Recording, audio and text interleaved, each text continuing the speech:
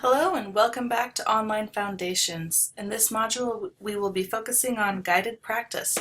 More specifically, why do we do guided practice? Who is it for? What is it? When do we do it? And how is it done? First, why should we do guided practice activities with our students? Well, it helps our students internalize the new material. There is a famous Chinese proverb that says, "Tell me and I'll forget, show me and I may remember, involve me and I'll understand." Guided practice is the step of the effective instructional sequence that involves students in their own learning and helps them internalize the new material. It also provides students with the opportunity to use the new material in a non-threatening environment. See this comic. An opaque surface is impervious to light. What does impervious mean? It means someone who needs to retake ninth grade English. Students need to feel like they can ask questions and make mistakes in this step, that the teacher will not be mean to them or even sarcastic, that their classmates won't make fun of them for their bad pronunciation. I let them know that by making errors, it's actually a good thing, and they will learn through their errors.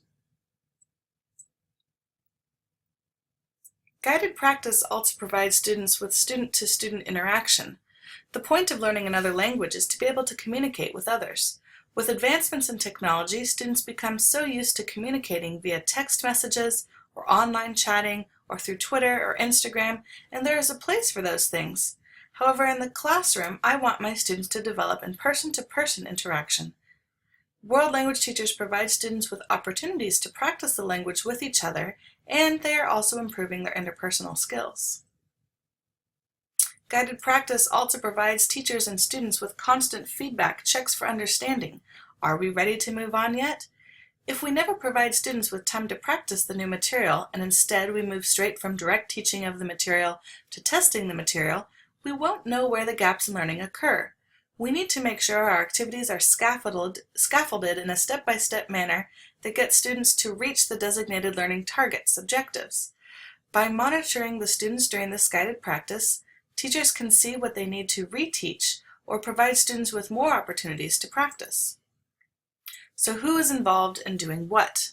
As you may have guessed, teachers and students.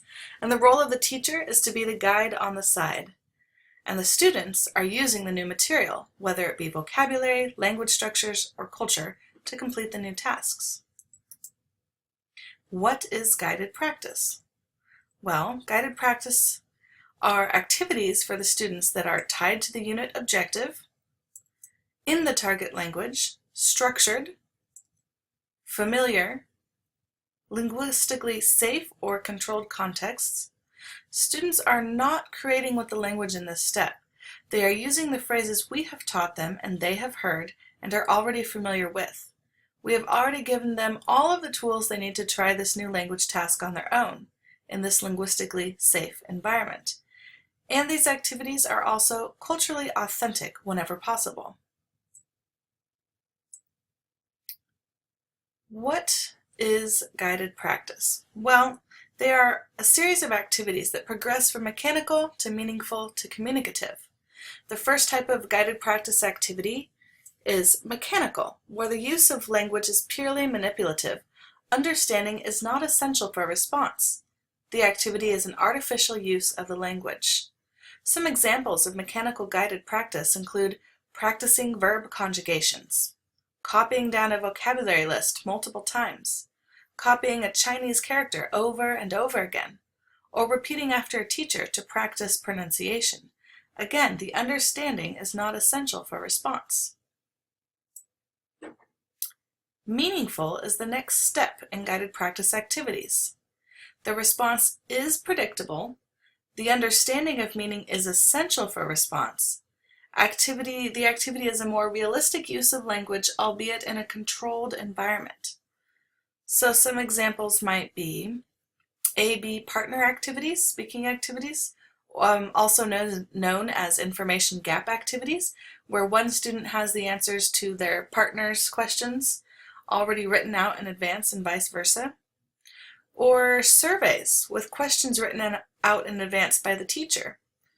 For example, a survey on the family, where the teacher has 5 questions written out in advance, such as, how many brothers and sisters do you have? What are the names of your parents? These are meaningful activities because the students have to understand each other to make a response, but it's not communicative, as we'll see in the next type of guided practice activity.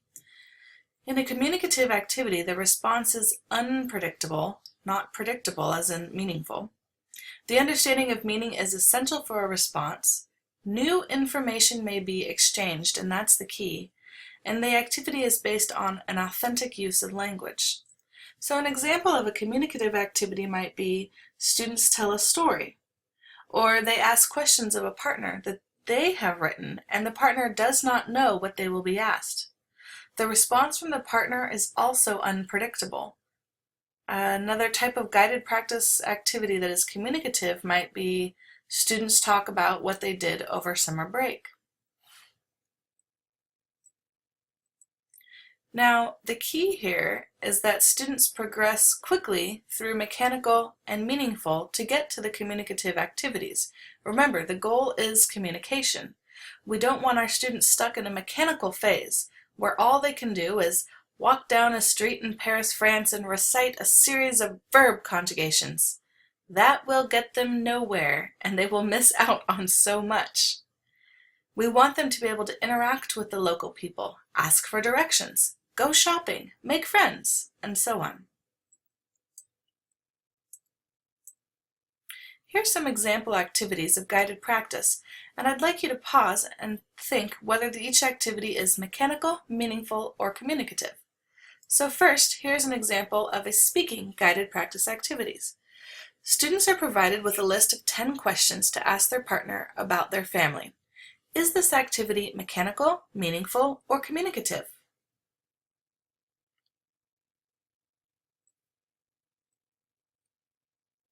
As you may have noticed, the key word here is that students are provided. They are provided with the list. They did not write the 10 questions on their own. So, do students need to understand the 10 questions to be able to answer them? Yes, they do. So meaning is essential. But the responses are predictable, not unpredictable, since the teacher came up with the list in advance. So this is a meaningful guided practice activity. Here's another example, a listening activity. After learning the numbers, students play a game of bingo where the teacher calls out the numbers. Is this activity mechanical, meaningful, or communicative?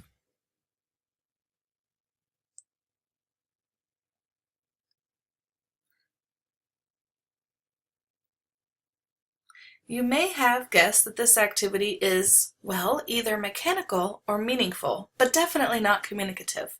An argument could be made either way that this is mechanical or meaningful. Is meaning essential, that they understand the number and then can find the number on their bingo page? Yes, but others might argue that this is a mechanical use of the language. Here's another example, a reading activity. Students put sentences from a story they already read into a logical sequence. Is this mechanical, meaningful, or communicative?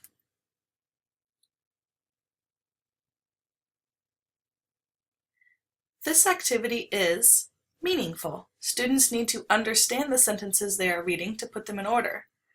But it's not unpredictable. They already know the story, and the teacher wrote the sentences for them. So it is not a communicative activity. Here's a fourth and final type of guided practice activity. A guided composition in which the teacher leads students through a composition with sentence starters. Students select appropriate individualized information to complete sentences. Is it mechanical, meaningful, or communicative?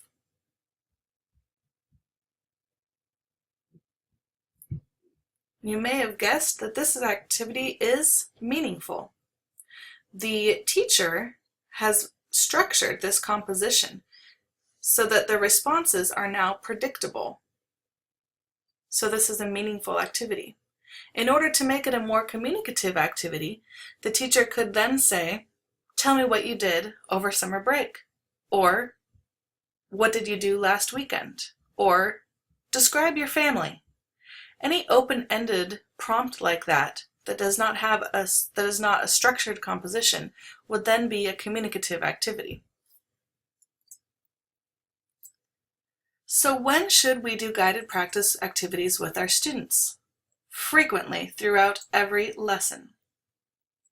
As you see in this comic here, today class we are splitting the class into two groups. The blue team gets an A if they can make one perfect pot, and the red team gets an A if they can make 20 pots. Well, so the blue team is tied up debating, oh, what should we do? We should start with this, and the pressure is high. They're in a high high anxiety environment, and the red team goes, all right, 20 pots, let's go, and they get busy making right away. Now it's time for grading. Red team, you made all 20, and this last one is perfect. Blue team, oh, don't worry, practice makes perfect. So you'll see that the more opportunities we provide our students and we allow them to make mistakes over and over and over again until they learn is the better way to do guided practice versus just going straight to the assessment and telling them to make one perfect pot. How are these activities used? Well, first, the teacher models. Second, the students do the activity and the teacher monitors as the guide on the side. Third, the teacher reviews whole class, finds out where any gaps in the learning may have occurred. And finally, make adjustments.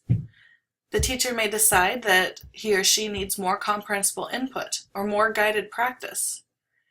And this cycle repeats itself over and over until you're ready to move on to independent practice or assessment.